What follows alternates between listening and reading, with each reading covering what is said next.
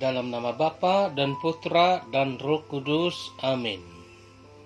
Shalom saudara-saudari, selamat bertemu kembali melalui santapan firman Tuhan hari ini, Isnin, Minggu Biasa ke-7. Injil renungan kita pada hari ini ialah Markus bab 9 ayat 14 hingga 29. Mari kita sama-sama dengarkan. Pada suatu hari, Yesus bersama Petrus, Yakobus, dan Yohanes turun dari gunung, lalu kembali pada murid-murid lain. Mereka melihat orang banyak mengerumuni para murid itu, dan beberapa ahli Taurat sedang mempersoalkan sesuatu dengan mereka. Ketika melihat Yesus, orang banyak itu tercengang-cengang semua dan bergegas menyambut dia. Yesus lalu bertanya kepada mereka, "Apa yang kamu persoalkan dengan mereka?" Kata seorang dari orang banyak itu, "Guru, anakku ini kubawa kepadamu karena ia kerasukan roh yang membisuhkan dia. Setiap kali roh itu menyerang anakku, dibantingnya ke tanah, lalu mulutnya berbusa, giginya berkertakan, dan tubuhnya menjadi kejang.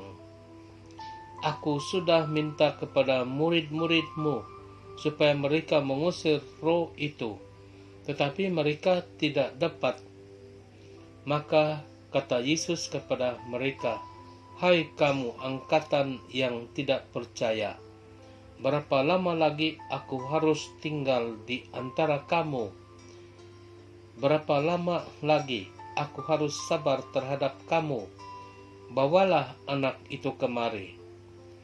Lalu mereka membawanya kepada Yesus, dan ketika roh itu melihat Yesus, anak itu segera digoncang-goncangnya, dan anak itu terpelanting di tanah dan terguling-guling, sedang mulutnya berbusa. Kemudian Yesus bertanya kepada ayah anak itu, "Sudah berapa lama ia mengalami ini?" Jawabnya, "Sejak masa kecilnya. Seringkali roh itu menyeritnya ke dalam api ataupun ke dalam air untuk membinasakannya. Sebab itu, jika engkau dapat berbuat sesuatu, tolonglah kami dan kasihanilah kami." Jawab Yesus, "Katamu, jika engkau dapat, tidak ada yang mustahil bagi orang yang percaya." Segera ayah anak itu berteriak, "Aku percaya, tolonglah aku yang kurang percaya ini." Ketika melihat makin banyak orang yang datang berkerumun, Yesus menegur roh jahat itu dengan keras. Katanya, "Hai kau roh yang menyebabkan orang menjadi bisu dan tuli, aku memerintahkan engkau, keluarlah dari anak ini, dan jangan memasukinya lagi." Lalu keluarlah roh itu sambil berteriak dan menggoncang-goncangkan anak itu dengan hebatnya. Anak itu kelihatannya seperti orang mati, sehingga banyak orang mengatakan, "Ya sudah mati." Tetapi Yesus memegang tangannya dan membangunkannya. Lalu ia bangkit berdiri.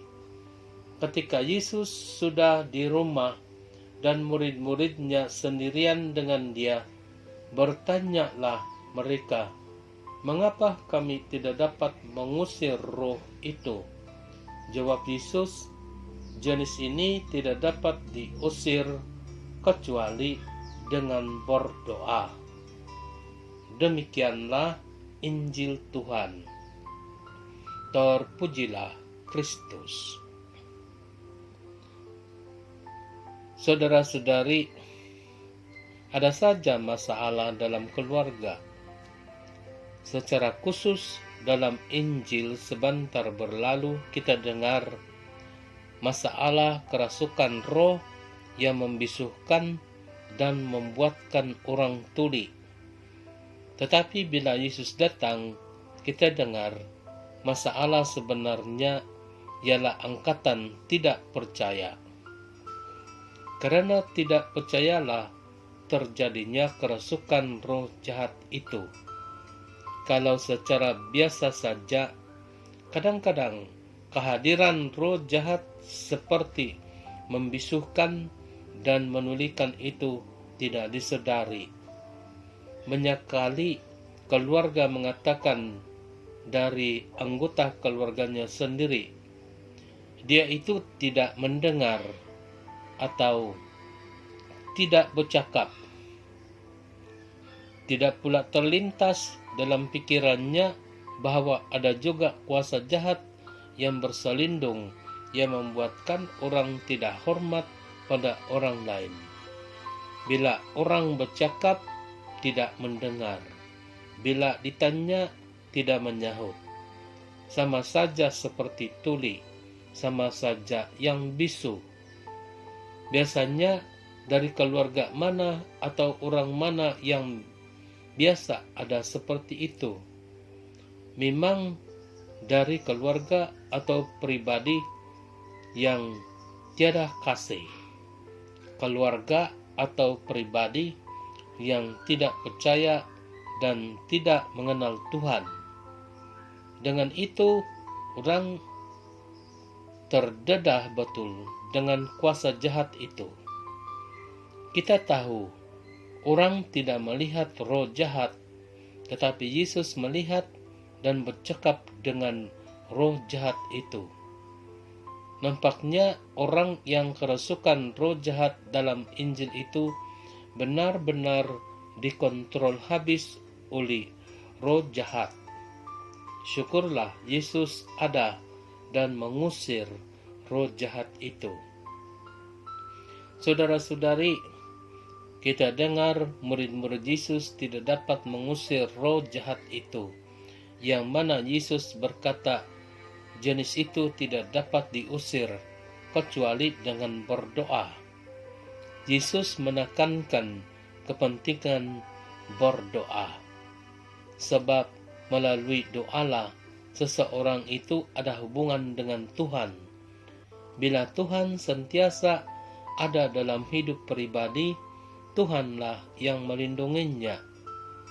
Walaupun tidak dapat membantu orang lain untuk mengusir roh jahat karena kurang percaya kepada Tuhan, teruskan berdoa supaya sekurang-kurangnya diri sendiri tidak dirasuki oleh roh jahat.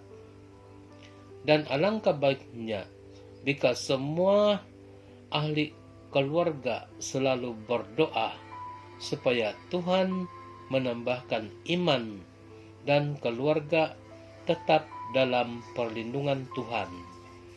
Tuhan yang memberkati dalam nama Bapa dan Putra dan Roh Kudus. Amin.